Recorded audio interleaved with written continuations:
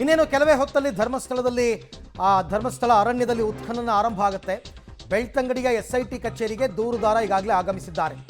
ವಕೀಲರ ಜೊತೆ ಕಾರಿನಲ್ಲಿ ಮುಸುಕುಧಾರಿ ಅಲ್ಲಿಗೆ ಬಂದಿದ್ದಾರೆ. ಆಮೇಲೆ ಪ್ರಕರಣದ ತನಿಖಾಧಿಕಾರಿ ಜಿತೇಂದ್ರ ಕುಮಾರ್ ದಯಾಮ್ ಅವರು ಕೂಡ ಆಗಮಿಸಿದ್ದಾರೆ. ಅಲ್ಲಿಂದ ಒಂದು 14 ಕಿಲೋಮೀಟರ್ ಧರ್ಮಸ್ಥಳಕ್ಕೆ, ಅಲ್ಲಿಂದ ಈಗ ಆಗಮಿಸಬೇಕು. ಬೆಳ್ತಂಗಡಿಯಿಂದ ಧರ್ಮಸ್ಥಳಕ್ಕೆ ಬಂದು ಆ ನಂತರ ಇದು ಹೊಸದಾಗೇನೂ ಅಲ್ಲ, ಪ್ರತಿನಿತ್ಯ ಹೀಗೆ ನಡೀತಾ ಇರೋದು. ಆತ ಒಂದು 10:30-11 ಗಂಟೆ ಅಷ್ಟೊತ್ತಿಗೆ ಬೆಳ್ತಂಗಡಿ SIT ಕಚೇರಿಗೆ ಬರೋದು, ಅಲ್ಲಿಂದ ಅವ್ರನ್ನ ಕರ್ಕೊಂಡು ಈ ಅರಣ್ಯ ಪ್ರದೇಶಕ್ಕೆ ಬರೋದು, ಇಲ್ಲಿ ಉತ್ಖನನ ಆಗೋದು, ಇವು ಪ್ರತಿನಿತ್ಯನೂ ನಡೀತಾನೇ ಇದೆ. ಹಾಗಾಗಿ ಇವತ್ತು ಸದ್ಯದ ಮಾಹಿತಿ ಪ್ರಕಾರ 14ನೇ ಪಾಯಿಂಟ್ಗೆ ಹೋಗಬಹುದು ಅಂತಕ್ಕಂಥ ಒಂದು ತೀರ್ಮಾನಕ್ಕೆ ಬಂದಿದ್ದಾರಂತೆ. ನೋಡೋಣ ಅದು ಏನಾಗುತ್ತೆ ಅಂತ ಅಂದ್ಬಿಟ್ಟು. 13ಕ್ಕೆ ಬರ್ತಾರಾ, 14ಕ್ಕೆ ಹೋಗ್ತಾರಾ? 13ರಲ್ಲಿ ಒಂದು ಎಲೆಕ್ಟ್ರಿಕ್ ಪೋಲ್ಸ್ ಕೂಡ ಇದೆ, ಅಲ್ಲಿ ಅದನ್ನು ತೆಗಿಬೇಕು ಅಂತಕ್ಕಂಥದ್ದು ಒಂದಿದೆ. ಟ್ರಾನ್ಸ್ಫಾರ್ಮರ್ ಏನೋ ಫಿಕ್ಸ್ ಆಗಿದೆಯಂತೆ, ಅದಾದ ನಂತರ ಬೇರೆ ಬೇರೆ ರೀಸನ್ಸ್ ಇದೆ. ಹಾಗಾಗಿ 14ನೇ ಸ್ಥಳಕ್ಕೆ ಬರಬಹುದು. ಈ ಬಗ್ಗೆ ಕೂಡ ಮತ್ತಷ್ಟು ಮಾಹಿತಿ ನನ್ನ ಕೊಲೀಗ್ ದೀಪಕ್ ಜೈನ್ ಅವರಿಂದ ಪಡ್ಕೊಳ್ಳೋಣ. ದೀಪಕ್, ಈಗ ಬೆಳ್ತಂಗಡಿ SIT ಕಚೇರಿಯಿಂದ ಎಲ್ಲರೂ ಕೂಡ ಹೊರಟಿದ್ದಾರೆ. ಎಷ್ಟು ಗಂಟೆಗೆ ಧರ್ಮಸ್ಥಳ ರೀಚ್ ಆಗ್ಬೋದು? ಈ ಉತ್ಖನನ ಕಾರ್ಯ ಎಷ್ಟು ಗಂಟೆಗೆ ಆರಂಭ ಆಗ್ಬೋದು ಅಂತ? ಅರವಿಂದ್, ಕೇವಲ 2 ನಿಮಿಷಗಳ ಹಿಂದೆ DIG ಅನುಚೇತ್ ಅವರು ಬಂದಿರುವಂತದ್ದು. ಕಳೆದ 3 ದಿವಸಗಳಿಂದ ಅವರು ಬೆಂಗಳೂರು ಪ್ರವಾಸದಲ್ಲಿದ್ದರು ಅನ್ನುವಂಥದ್ದು.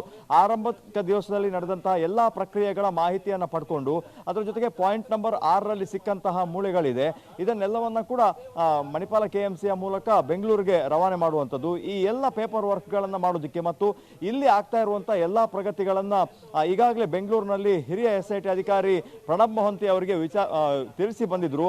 ಆನಂತರ ಇವತ್ತು ಪ್ರಣಬ್ ಮೊಹಂತಿ ಅವರು ಜಿಲ್ಲೆಗೆ ಬರ್ತಾರೆ ಅನ್ನುವಂತಹ ಮಾಹಿತಿ ಕೂಡ ಇದೆ. ನಮಗೆ ಒಂದು ಇರುವಂತಹ ಮಾಹಿತಿ, ಇಲ್ಲಿಂದ ಇವತ್ತು ಟೀಮ್ ಮೂವ್ ಆಗ್ತದಾ ಅನ್ನೋದೇ ಈಗ ಪ್ರಶ್ನೆ.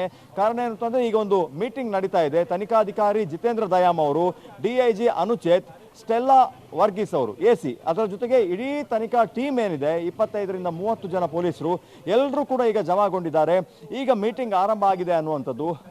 ನೇರವಾಗಿ ಆತ ತೋರಿಸಿದಂತಹ 13ನೇ ಪಾಯಿಂಟ್ಗೆ ಹೋಗ್ಬೇಕಾ, ಅಥವಾ 11ನೇ ಪಾಯಿಂಟ್ನಲ್ಲಿ ಸಿಕ್ಕಂತಹ ಒಂದು ಮೃತದೇಹ ಇದೆ, ಆ ಮೃತದೇಹ ಸಿಕ್ಕಿರುವಂಥದ್ದು ಅದು UDR ಪ್ರಕರಣ ಆಗಿದೆ. ಆ UDR ಪ್ರಕರಣ ನೇರವಾಗಿ SITಗೆ ವರ್ಗಾವಣೆ ಆಗಿದೆ.